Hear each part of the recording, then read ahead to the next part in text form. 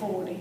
They send this study for 38 and get everybody all upset in a tailspin when we could just cool it for a while.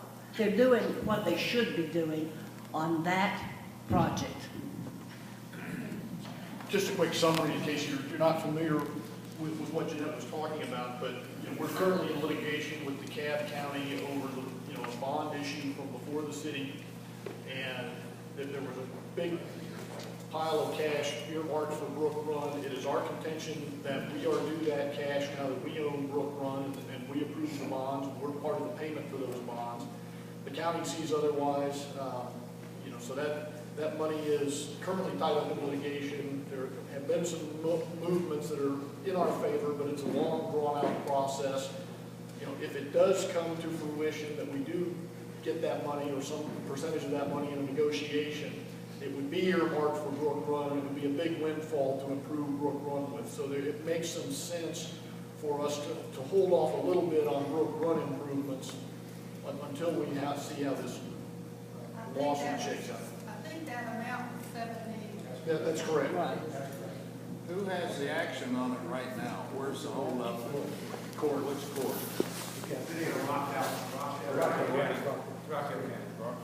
Thank you. It'll go all the way up the line. No matter what the verdict in Rockdale is, just think downtown, the Supreme Court. Because the capital, they'll litigate for as long as possible. So. Anybody else? Yes, sir. Over.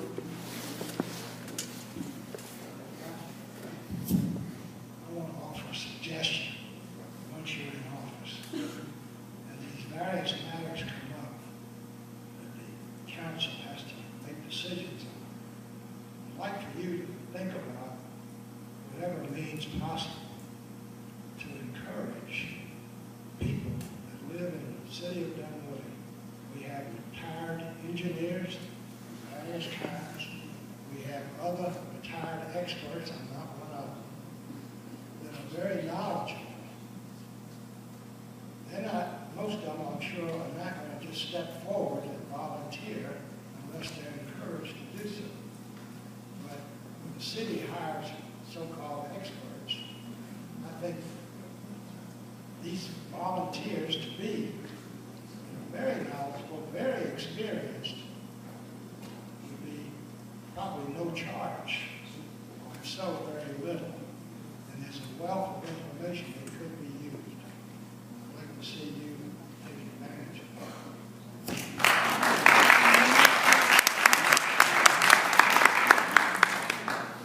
Hilbert, I'd like you to know that I met a lot of really good people out on the campaign trail and have a lot of notes on exactly that sort of thing. I've got a real estate expert, I've got accountants, I've got people in a number of various areas that I have identified as folks to, whose knowledge I want to tap when things come up before the council where their knowledge would bear on the issue at hand. And, if you think you have that knowledge, in any area, please contact me. Because one thing I've learned in my professional career, I've done a lot of large project management, and one thing you learn as a project manager is I don't know everything.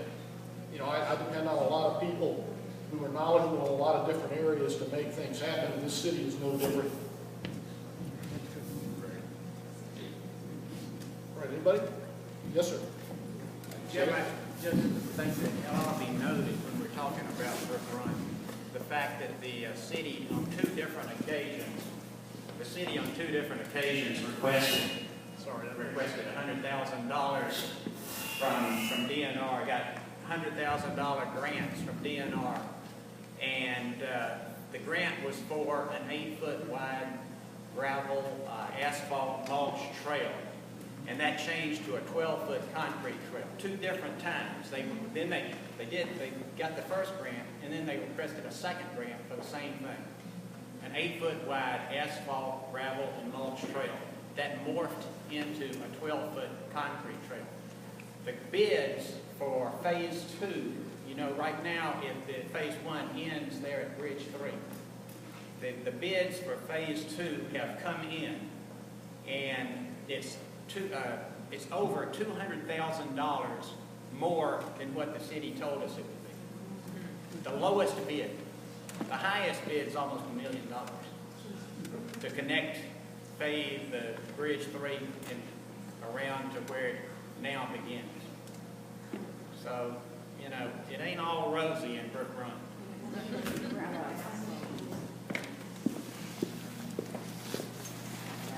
is one thing we talk about reading the contracts.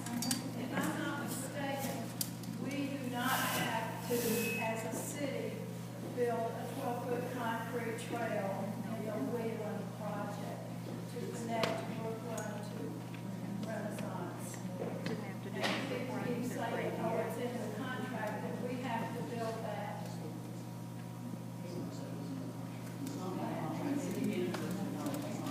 Can't hear it, can't hear it. The issue is, it has been stated in a number of public forums that the city is obligated to build a trail from Renaissance into Brook Run, and, you know, apparently that is mistaken because it's not in the contract. You know, I think what the contract, to my knowledge, says is that the city will make a best effort. Well, best effort is not will or shall. It also states there'll be no penalty for not doing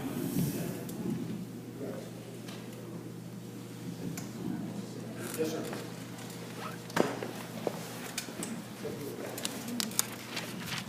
There has been a lot of mention about John Wheeling Homes and the development, Dunwoody, Green, and so forth. I can tell you, I went on the City of Dunwoody website recently, and it said, you know, if I go to this particular site, it's an up-to-date report on the status. I did. And it's dated July 26th of this year. That's the up-to-date report. There's a lot, I'm sure, has happened. I have a daughter that put a deposit on a home there. I suggested she not do that because she's rolling the dice to the unknown. And that's exactly what's been happening.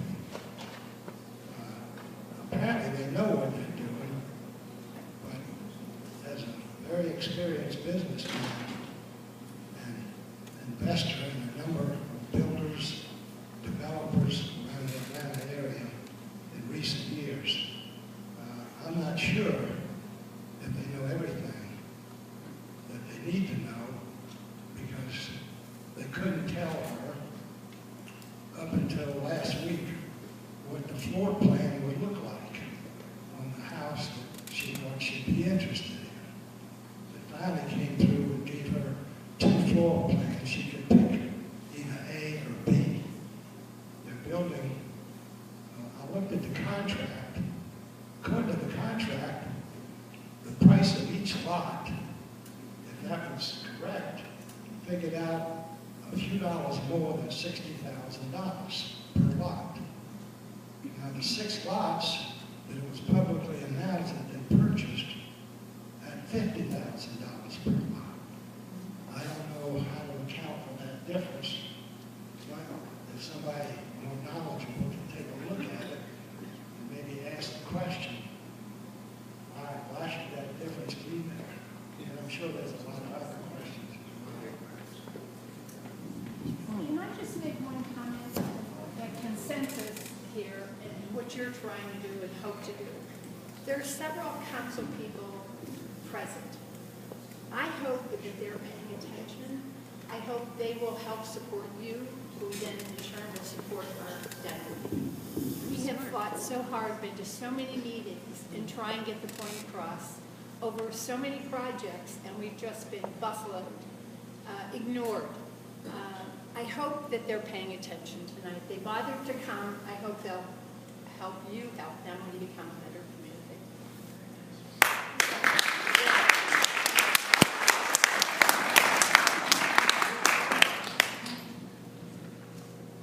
Yes, sir. You hold the mic. Okay. I think I can cover it. I've been to many meetings, and the only thing more comical in our sound system in all those meetings is the stadium and referee microphone that doesn't work. Why we have these going in all meetings, I have no idea. But anyway, here's the main subject. I'm against the roundabout, but I also know that there's tons of paperwork by the people that are in favor of it that support it. Maybe not the places you've been, but they're all over England, and many of them no bigger than this room. They work perfectly well, and they'll show evidence, so we need to have our facts for us on all that. Last but not least, I think you're hearing from a lot of these people that they would like you to not be another ranch owner, but a trail boss, a gunslinger, to get some stuff done and stay at it. But what do you need from all of us to help you not get shot? That's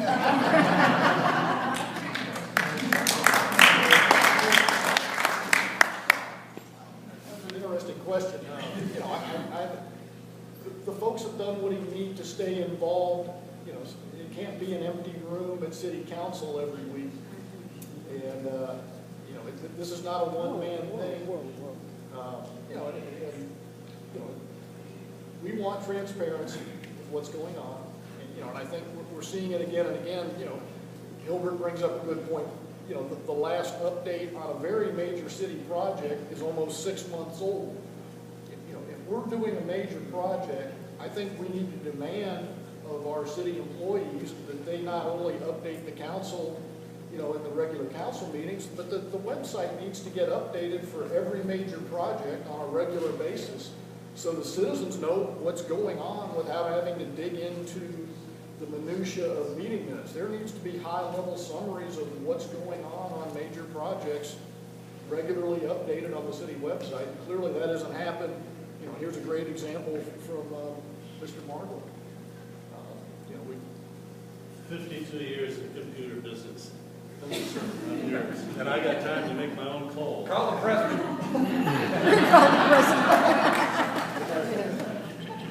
yes, sir. Just one more point on the roundabout. Gentleman's right, roundabouts move traffic. Gentleman's right, roundabouts move traffic, but they don't move children very well. And the second thing is, I've made a point to go down Womack past the high school during a high traffic area and timed how long it took. And I had occasion recently to go the opposite direction during the same time period.